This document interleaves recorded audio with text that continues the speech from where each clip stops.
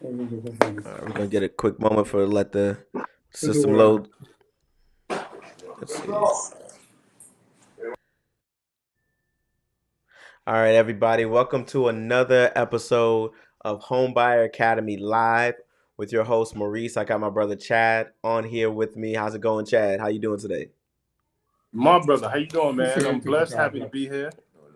That's awesome. I'm blessed, man. It's truly an honor. I'm glad we're here on another Tuesday. I'm glad that we've been consistent in this thing, man. It's exciting that week after week, uh, you know, the impact that we've been having in the just the impact and the feedback. That's the word I was looking for. The feedback that we've been having recently. And I know on the last episode we was talking about making it more entertaining, more conversational. We got a good treat for you guys tonight. We're gonna get a little personal on the chat today, on the conversation. But we're still talking about the homeowner process. And yeah, let's just get into it. Chat, what's going on? Let's go first and foremost, because I always love the chat updates. Because we've been doing workshops. He's been crushing lunch and learns, and closing and well, the people got to hear what's going on, man. What's been going on? Well, man, I gotta tell you, it's been a mad dash as of late because the interest rate dropped a little bit, and we're expecting the interest rates to start coming down. Ooh. Yeah, so we're seeing just preliminary shifts, so where people are starting to at least raise their hand a little bit more and say, hey, what's going on with the rates? And in all reality, the rates are headed to be being a good bit less than what they've been. But even with Mm-hmm. that, we're in a market where there are a lot of exciting opportunities going on, where just the price points Mm-hmm. and the opportunity for concessions have really been game changing for a lot of clients. So I'm really experiencing opportunities to have buyers close with very little out of pocket or a lot less than they would have when because they're getting 3% or 4% or 5% or even 6% sellers concessions to help them close. So yeah, man, it's been really exciting to watch the game shift. A lot of people don't have the stomach for it and are sitting on the sidelines, whether that's buyers or Mm-hmm. agents. But no, reality, man, the game's gonna play. It's just you're gonna be on TV or you're gonna be on the Mm-hmm. couch. Yeah, you're gonna have people watching it, or you're gonna get involved. That's awesome, man. That's That's awesome. right. And so, before we get too deep into the conversation, I did want to shout out Homebuyer Academy, our organization, our team on the back end. Everyone, you know who you are, and I know they want to, stay on the back end. They don't like their names out there, but you know who you are, and we appreciate every single one of you that keeps, the well-oiled machine of Homebuyer Academy going. We love y'all. We appreciate y'all. Y'all the reason why we're still having this with consistency. So we thank you. Shout out the Homebuyer team. And the first question I asked, because this weekend I went to a Christian singles event, and so one of the good topics that they had there was the important conversations you need to have before you get married, right? And with me being a widower, so I was married, and Chad being married, one question that came to mind was, is it a good idea, I guess, for like a man or your future spouse, should you get your house before you get married, or do you think that's something that should wait, like first you find someone, then you guys get a house together? Or what are your thoughts around that? Man, that's really really a dynamic question because that really Mm-hmm. addresses two issues that we have, especially in the black community. In the black Right. community, people aren't getting married, people aren't buying houses. So the truth, need to start buying houses. People need to start getting married. And Yeah. the only reason why I say that is because these are two inevitabilities, right? Like you're Mm-hmm. going to live somewhere and you're going to have sex, Mm-hmm. right? So if you're going to live somewhere that you own. If you're gonna get it popping, at least do it in a way that's gonna be a blessing to you, because inevitably on the other Mm-hmm. side of it, children come, right? But the bottom Mm-hmm. line is that when you bring those two ideas together, I think that you should buy your house whenever you're ready, whether you're in a Mm. relationship or whether you're single, right? And if you are in a relationship but you're not married, it's a Mm-hmm. lot more risky because if somebody hasn't committed for life with you, they're Mm-hmm. committing for life with you on a house, a 30-year mortgage, Yeah. right? Does that mean that you shouldn't buy? I still think you should buy, and I'm going to tell you why. If you Tell it. structure your, can you hear me? Yeah. No, you good. You good. You good. No, you're fine. That wasn't as loud as you think it is. Yeah. So, all right, cool. Sure, your house, and you purchase the house, and you do what's called a ladybird deed, right? Mm. What that allows you to do is it allows you to have your estate planning built into your traditional deed. It's not that Mm-hmm. crazy or expensive of a process, but at least it gives you a little more security in saying, if everything hits the fan, this is how I want things to go, right? Right. And even though that's not going to be ironclad, because if you have one not like one boyfriend that wants to sell and a girlfriend wants to keep it, y'all are stuck. But Mm. if you're married and the husband wants to sell and the wife wants to keep it, y'all are still stuck. You need two people on the same page either way. So if you're considering buying a house and you have somebody that's a significant other, spend the extra time with the game plan as to what you Mm-hmm. do in the event that you guys don't agree. So it's like a prenup for a house, even though you guys aren't getting a prenup for your relationship. But hey, I think that's better than missing out altogether and just paying rent. Yeah. So like, and so with that in mind, it makes me think of like, and that because I see like I see like two lanes, right? Like I see people that would buy a house together before they get married, but then I'll see people that are married that never buy a house. Like, why do you think like that happens more often? Like, do you see that? Like, especially like in your 20 years, have you seen that like often, or is that just something like that's on the internet people talking about? Now, what I think is at the root of people not buying is Hmm. misconceptions. Hmm. When you have somebody who's had like a credit event in their life, Hmm. uh, they are still living in that event. It could have been Hmm. 2 years ago, it could have been 5 years ago, it could have been 10 years ago. But you can't tell them that they don't have bad credit. And when they think and they embody bad credit, it's going to impact the way that they live. They're not going to take the steps to actually apply to start reestablishing credit. They Hmm. oftentimes just readjust their lives so that they never need credit and don't revisit it. I can't tell you Right. how common that is, especially with men. Mm. Like 90% of my clientele are women. Wow. Uh, and that's because they're actively and consciously looking to improve their lot. They're looking to make a change. Dudes, it looks like guys are just, as long as they got peace, they're willing to live under a bridge if they have to, Mm. rather than changing, which is unfortunate. Mm. So that looks leads into like one of the questions on here on how honest should you be? Because I know one thing that scares people is the money talk and relationships. Period. Because that's like one of the leading causes of divorce is miscommunication, and one of the top miscommunication things is money. Um, and you gave the example about the bad credit for 2+ years. How important is it to be like upfront and honest with that? Because you made me think about a story you told me this weekend. I don't know if you want to share. You don't have to share it, but it made me think of that. Like they was moving forward, and then you're like, "Oh snap! You have all this on your credit. I thought we was ready to move forward." That happens too, right? Nah, son, I had a crazy one this week, right? I had these clients.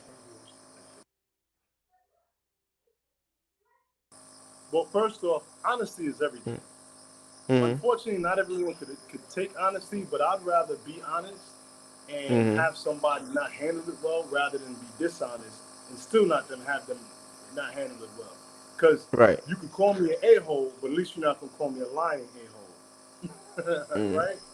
I'd Right. much rather that. But man, I'm going through this deal, and there was short cash to close because they ended up having some unforeseen expenses, and we're like Mm. trying to figure this out because where's the money gonna come from? Yo, the whole time we're trying to figure this out for 2 weeks. The dude had another account with $15,000 the whole time. The whole Mm. time, bro. So I'm over here doing all kind of mental gymnastics to make this deal work, and I'm having it's challenging. Mm. It came to the very last minute, and they said, "Oh yeah, he has this account." So honesty is That's everything wild. because I feel so I feel resentful personally because I've spent months working with these people, building them up, getting them ready, getting them prepared for all of the inevitabilities. And I told Mm. them to wait. It was more prudent for them to wait and take time. But people Right. have life things happening, and you got to sometimes get on their wavelength. You just got to get on it. Yeah. And I did that only for that. I'd rather not do business than do business like that. Mm. So honesty is so important because once you know what it is, you can take the steps to fix it, to build it, to grow it, change it. But if it's a secret, it can come back, when it matters most, and stop you from getting what you want to accomplish. Mm.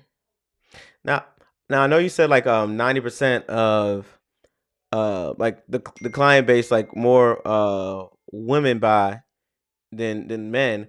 But in like relationships, do you feel like it matters more? Like, is it more on the income, or is it more of like his versus hers, like in marriage, like his versus her credit score? Is it more like his income versus her income? Like, what's weighted?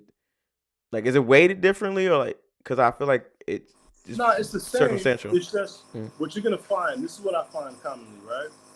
A lot of the brothers, they had a credit issue or have a credit issue, and a lot of the times it's like, okay, our lease is gonna expire and we need to do this, and they finally get on board.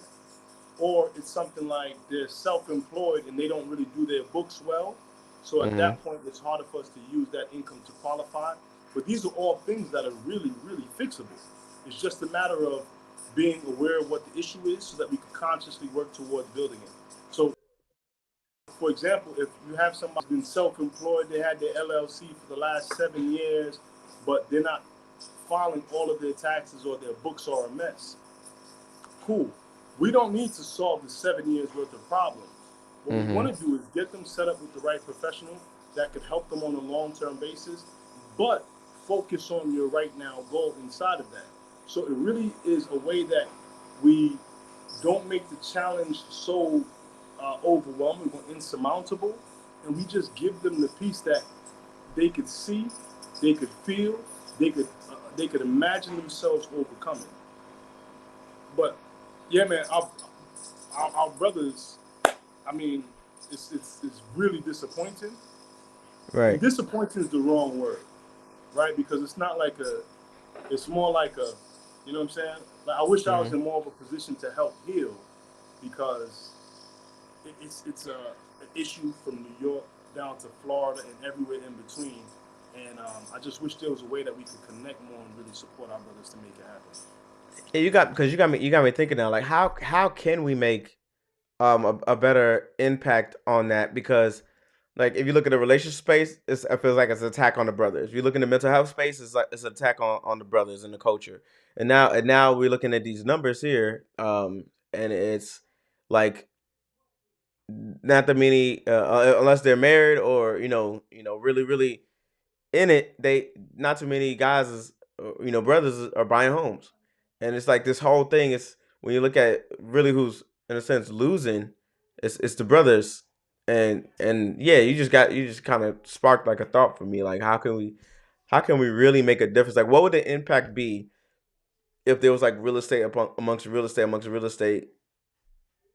Because I feel like we're in a culture climate of like kick 'em while they down. You have this one over here like, oh, let's big up our brothers, and then you have this other side over here that's like, let's keep kicking them while they down. I mean, the truth of the matter is that it's society. Society's never eased up off of our necks, Yeah. and you know, uh, unfortunately, it's also reflecting heavily in our relationships. Mhm. Um, I've been on both sides of that equation. I've been on the side of the equation with uh, a woman who uh, didn't appreciate the masculine struggle, the black man struggle. We gotta, it's different. It's different for us, Mhm. right? And we generally tend to handle it with grace and swag, but it's a lot more overbearing than it looks on a lot of us. When you really look at the history of what we deal with, man, it's not normal.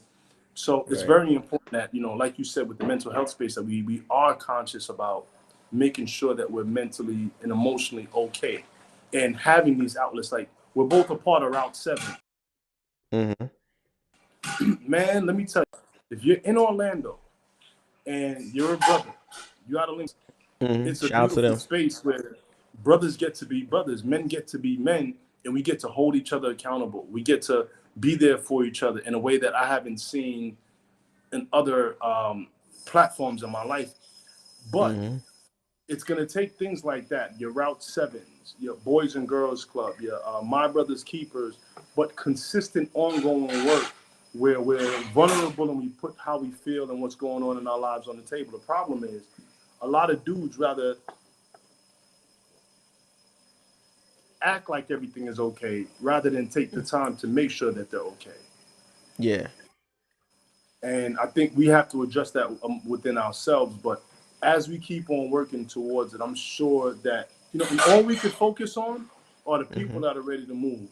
We could volunteer and spend time with people who aren't and really do what we can to support them.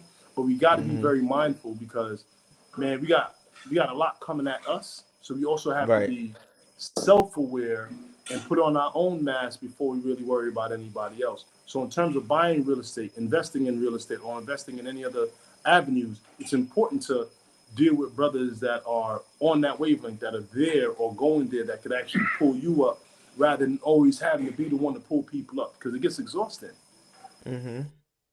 Yeah, it does. Like interesting enough, like that's kind of what draw us to build Homebuyer Academy the way we're doing it now. Because remember a couple years ago when I had like my men's ministry, being in those groups, the common thing was like stress from work. Like everything was around like their money problems. Everything was around building wealth or being secure financially for their family. The other thing was maybe their spiritual walk, but really it was like the spiritual walk and making sure that they can afford to do this, do that for their family. Or they work hours. Like one, I'll never forget. One guy was like, he was having trouble with his relationship because he had to work more hours, but the more hours was to feed the family, but that took away from being present. And so he's doing all this stuff for the family, and he wasn't getting the appreciation that he wanted. But then that all stimulates from like managing your money well, and that's where we start with the basics in Home Buyer Academy. The primary thing is the home ownership, but the basics will get you to that pinnacle, to that space.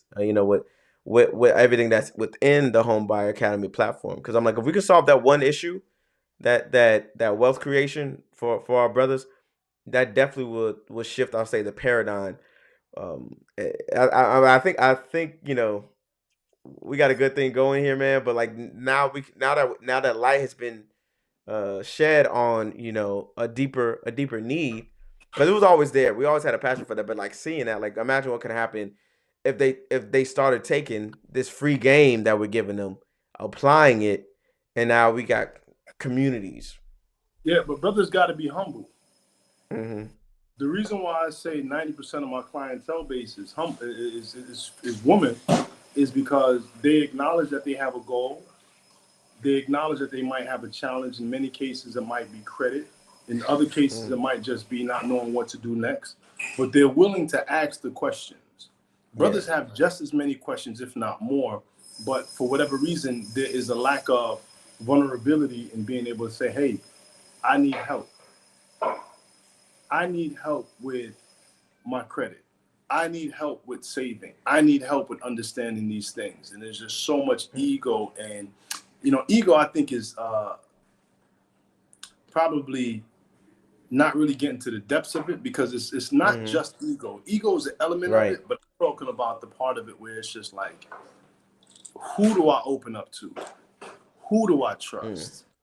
Who's Right. really gonna help me and not take advantage of me? Because as a man, like, that's the worst thing that you could, nobody wants to Yeah, that's be the biggest fear. played as a dude. So a lot of men would rather keep it inside rather than putting it out there, putting it on the table and getting played. So, Hmm. I'd hate to reduce it or minimize it by just calling it ego, but that is a reality that we do have to overcome, because, Mm. it's affecting us.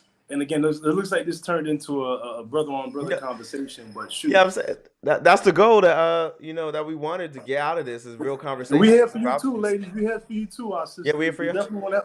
But y'all already know. Y'all are gonna hit the QR code and schedule that call so we could talk about the Yeah. home goals.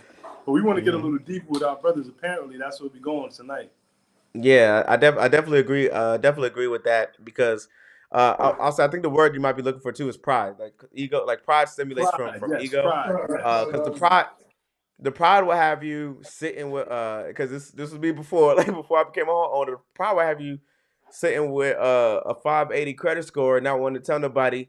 You're trying to make it work when you could have just said, "Hey, how can I build my credit and apply it?" and then get to a better credit score. But now you're like, "Hey, let me see what I can do with this." And you're like, "Yeah, I got good credit." Lo and behold, I got like a 580, and I'm struggling trying to, got to take what Real I can talk. get, but humility would be like, hey, this is what you need to do, and then you'll put it to the reps. You get to a 640, 700 credit score. You can do many A lot more. things. You can But do a bro, lot more. and that's a word when you say humility, right? Like, and again, I'm not talking from a judgmental space because that's not my intent, and I have no Hmm. standing. Right. Like, my challenge is being more humble, right? My challenge is, uh, and I've gotten a lot better with it. My wife pretty much has worked with me through a lot of that, but That's awesome. it's something that we do got to face, man. It's something that we have to face because I've lost a lot based on my own pride. Pride has Mm-hmm. gotten in the way of a lot. So, with all of the beauty that's available for you, Mm-hmm. once you put the pride aside and you're able to receive information, you're able to receive coaching and support, what becomes possible is something for you to be proud of rather than for you to just hold pride, Mm-hmm. right? You be able to be proud of being able to buy a house or be able to be proud of putting your children through school. Like, I'm experiencing that right now. It sucks, but it's a good feeling when I cut that check and I know that my daughter is, straight, you know. Yeah. But these are things that come through maturity, right? Maturity and Mm-hmm. realizing that if there is a challenge, brothers, if there is a Right. challenge, you got to find who can help you solve it rather than trying to do it yourself. You do one ass thing good. You do Mm-hmm. one thing good. Maybe if two or three, everything. And if you find yourself trying to solve all of these problems yourself, you just being a prideful Mm-hmm. G, Yeah, it made me and you're not yeah, I said you just made me think of something real when it came to pride and humility. If I could be honest on the live here today, I feel like all pride for me went out the window when my wife passed. Right, like I gonna. got like, and we've had like tough conversation, but like yeah, because and when you building an empire, you're gonna have to have some tough conversations. But in that, I can get checked in a way that I wasn't before. Like family friend, like they can. I have these conversations now that I couldn't accept or receive before. I can admit when I'm wrong. I can admit when I messed up. I can a lot of things changed in my element of pride, and it just sat on me just now. Like anything pride related went out the window. Like anything ego related went out the window. Like and it's not humble to call yourself humble, but to be able to identify like wow, it's not. So I'm not gonna say that. It's not humble to call yourself humble, but to be able to be like wow, like I'm not phased by anything. Because if you're gonna tell me about myself, I'm gonna give you the courtesy to listen, whether I agree or not. And that's something that a lot of men, a lot of our brothers struggle with. Like you can't tell them about themselves to improve them, no matter if you say it nice or say it aggressively. Like hey, you got to get it together, man, because you're not going. The path you're going is not gonna work. They're gonna be like, yeah, yeah, whatever, whatever. And that's the how hard it is for us to want to pour out. Like we do these free workshops, we go to churches, we're in our communities. And I remember when we were first starting this thing, we had this fire, this passion. But like 3 years in now of like the Homebuyer Academy side of things, we're like, okay, I see why people, you know, I see why people do what they do, right? And I say that to say True. we have a heart for our brothers, but y'all gotta wake up. Y'all gotta listen. Uh, Y'all gotta take accountability. I think I'm gonna end it yeah, on that. man. I'm gonna let you give like a closing thought, and we can wrap it up with that. Nah, you're right, brother. And this wasn't like the plan, Yeah. but like it was what's needed, obviously, because yo, when I tell you, I take my business personally more personal than I should, and the reason being is because I'm invested. I'm invested, Yes. Yes. not in the check, but I deal with transformations, bro. When I tell you, Mm-hmm. people come to me with low fives on their credit scores, I build them up, and then we go through the whole process. And I love being an educator. I love being a coach and a supporter. But man, if money from your woman that you buy in a house with her, that's probably not the woman for you to marry. It's probably not the woman for your life. It says a lot. It's so much. Mm-hmm. Pray, meditation, man, and these are all things that as I'm talking to you, I'm talking to me because I'm still in the midst of growing these ways. But it's done a lot Yeah. for me, and I pray that it does a lot for you too, my brothers. Whoever hears this, whoever's ears this comes upon, check out Route 7. If you're in Yeah. Orlando, you won't regret it. It's a beautiful brotherhood. I think it exemplifies, I guess, who like me and you, Mo. Like it exemplifies like Mm-hmm. brothers like me and you, because we here to hold you down, but we're also gonna hold you accountable. Yeah, and and I love their saying. They always say it's an ego free zone. Like when I tell you, there's 20, 30, 40 guys up in there, all Top dudes accountable, too. G's, top G's. they. If you think we something, we the least of these in that group. Like, I wouldn't say the least. I I mean, wouldn't say we that. A humble no, but person don't top call dudes. themselves humble. So. Right. But yeah, but but yeah, no, this is a good group. And if you're looking for something like you like or hearing this and like this spoke to me, and you just need just the mindset shift part of it, check out my podcast, More or Less podcast, because we talk about mindset shifting. But I also have Homebuyer Academy on that as bonus features within that podcast. So we're here to teach, we're here to help you grow, and like he said, book a call. Especially the 90%. We know y'all gonna come through, so book a call so we can get you on that phone where you're at, so you could be a future homeowner. Chad had to hop out really quick, and I'm actually about to go myself. Join the 2025 Home Buyers Club. I'm excited to show you guys all that God has for you if you're looking to become a future homeowner. And if you're in the Central Florida area, this Saturday, September 13th, we're going to be at First Baptist Church in Umatilla with our free homebuyer workshop. So share this with 5 people, tell 5 people, message 5 people, invite 5 people, and I'll catch